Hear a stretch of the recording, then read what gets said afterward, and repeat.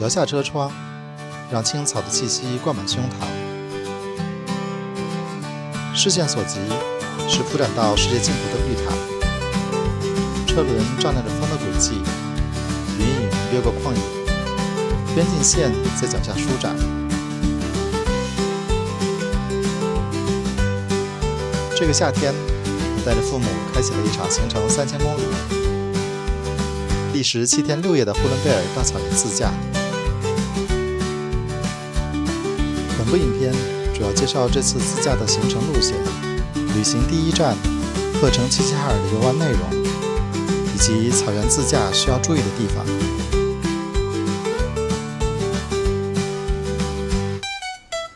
欢迎大家按赞、订阅、分享，并开启小铃铛。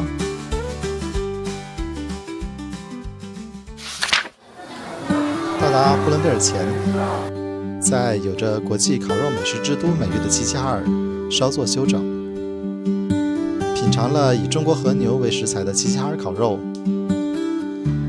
穿过森林王国、大兴安岭，抵达海拉尔。这座草原之都是进入呼伦贝尔的门户，城外就是无边无际的绿海。接下来的莫尔格勒河，湾源九曲，被称为天下第一曲水。从高处俯瞰，河水像一条蓝色丝线缠绕在草原上，牛羊散落其间，仿佛天空遗落的白云。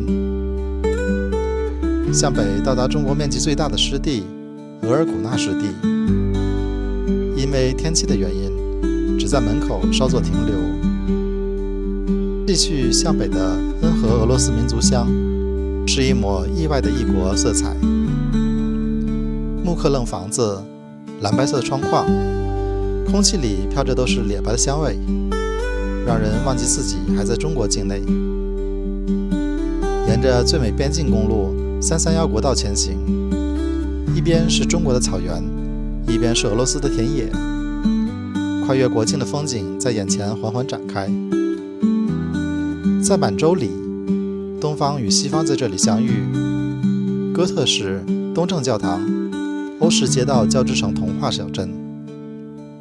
登上国门大楼，一眼看遍中国、蒙古和俄罗斯3国美景。最后我们驶向阿尔山，温泉、火山、天池、森林，在这里，旅程像一首悠长的歌，在温暖与静谧中缓缓收尾。这次旅行的起点齐齐哈尔位于黑龙江省西部，是黑龙江省的第2大城市，也是中国著名的鹤城。它的名字源自达斡尔语，意为边疆或天然牧场。历史上，这里就是北方游牧民族的重要活动区域。作为呼伦贝尔自驾游路线的起点，齐齐哈尔不仅是东北草原与大兴安岭森林的分界，也是从都市走向辽阔自然的第一步。齐齐哈尔最大的名片就是扎龙国家级自然保护区，这是世界6大丹顶鹤栖息地之一。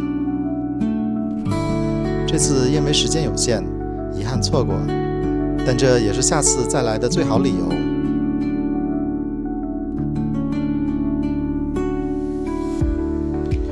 在这座城市仅有的2个小时时间，留给了位于市中心的龙沙公园。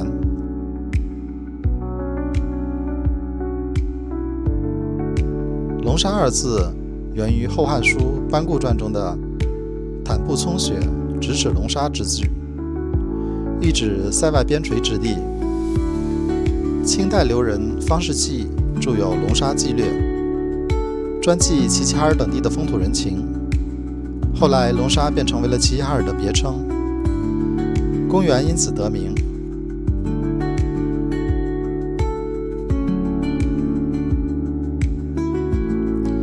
龙沙公园始建于1907年，是中国东北地区最早的公园之一，也是黑龙江省建立最早的公园。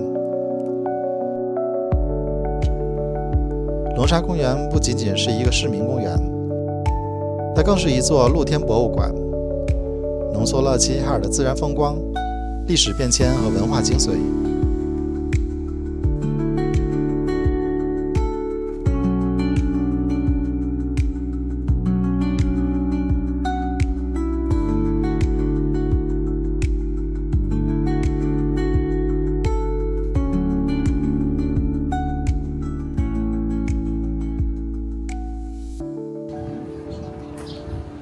公园里的关帝庙始建于乾隆年间，是齐齐哈尔市内保存较为完好的清代庙宇之一，包括供奉关羽的正殿、配殿、钟鼓楼等，建筑色彩鲜艳，雕刻精美。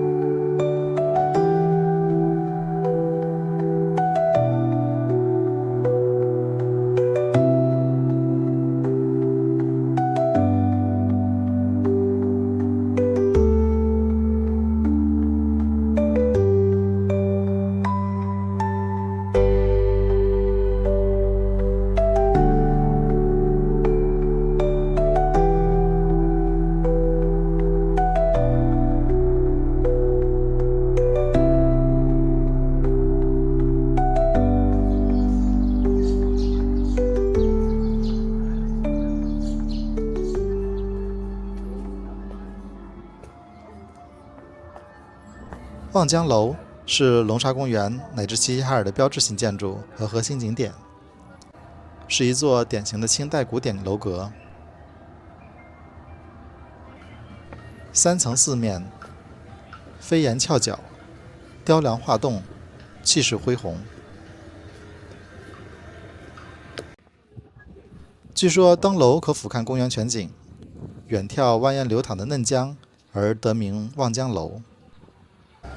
只可惜因为树木长得太高，现在登楼已经看不到什么风景。如果公园管理方能定期修剪树木，为望江楼正名，那就更好了。园中的劳动湖是人工湖，通过引嫩江水建设而成。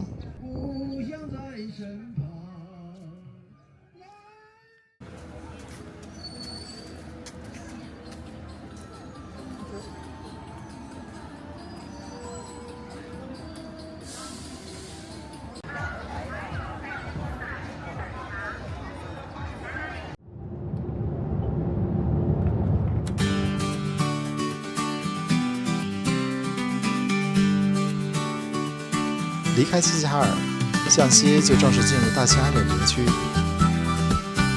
大兴安岭不仅仅是一条山脉，更是一个广阔的地理单元和重要的生态屏障。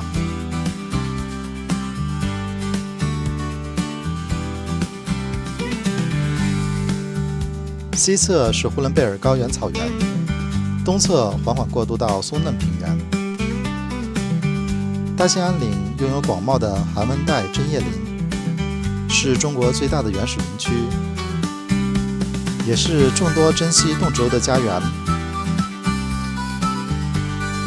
如果运气好的话，你能看到驼鹿、紫貂、雪兔、狍子、黑熊，甚至东北虎。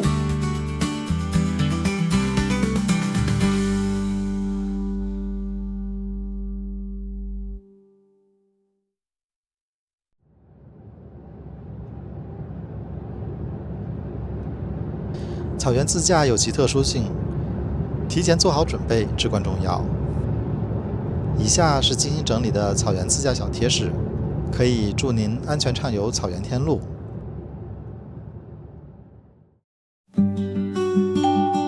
7月中下旬到8月上旬是草原水草最丰美、油菜花盛开的季节，但也是人最多、价格最贵的时候。如果想在当地租车自驾的话，租车价格也很高昂，这时可以考虑从齐齐哈尔租车，价格不到海拉尔的一半。提前下载离线地图，草原深处信号不稳定，有些路线甚至没有信号，务必提前在手机和车载导航下载好离线地图，提前研究好路况，了解主要道路状况。暑期是雨季，部分路段可能下雨泥泞，甚至被冲毁，需要改道。推荐使用 SUV 或者越野车自驾，底盘高，通过性好，能更好地应对草原上的坑洼路、涉水路，以及穿越草原时的非铺装路面。如果是轿车的话，尽量全程开铺装路面，雨季或走野路时容易拖底陷车。草原紫外线强且无遮挡，蚊虫多且凶猛，高 SPF 的防晒霜和驱蚊防虫液都是必备物品。随时可能有牛羊、马群横穿公路，所以在转弯、坡顶等视野受限处，务必提前减速，保持警惕，不要鸣笛驱赶，耐心等待它们通过。见油站就要加满。草原地广人稀，加油站间隔可能很远，而且有很多油站都处于停业状态，所以遇上能加的油站一定要珍惜。下期影片将正式开启呼伦贝尔大草原自驾部分，欢迎大家订阅。